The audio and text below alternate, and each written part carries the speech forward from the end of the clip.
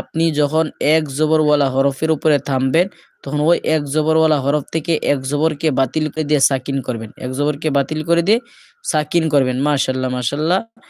সোনিয়া আপু ভাই এসেছেন, অসংখ্য ধন্যবাদ সোনিয়া আপুকে।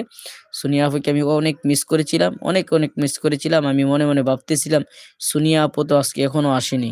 সোনিয়া আপু এসে গেছেন, অসংখ্য ধন্যবাদ সোনিয়া আপুকে। কেমন আছেন সোনিয়া আপু বলবেন, ঠিক আছে। এই যে যেটা বলতেছিলাম যে নুনের উপরে যখন জবরটা আসছে, জবরওয়ালা হরফের উপরে যখন আপনি থামবেন তখন জবরওয়ালা হরফটাকে জবরটা ফেলে দিয়ে আপনি কি করবেন, এক সাকিন পড়বেন। কি করবেন? সাকিন পড়বেন।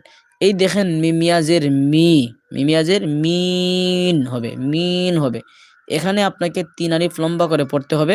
ওই কায়দাটার নাম হলো মদ্দে আরিজ, ওই কায়দাটার নাম হলো মদ্দে আরিজ। মদ্দে আরিজের সংজ্ঞা হলো মদের হরফের পরে যখন আরজি সাকিন আসে তখন তাকে মদ্দে আরিজ বলে।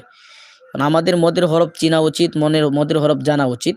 মদের হরফ অর্থ হলো টেনে পড়ার হরফ। আপনারা মুখস্থ করে রাখবেন, আমার সাথে সাথে পড়ুন। মদের হরফ অর্থ হলো টেনে পড়ার হরফ। এই দেখেন ইয়াটা হলো মদের হরফ, এটা হলো কি টেনে পড়ার হরফ। মদের হরফ 3টি, ওয়াও, আলিফ,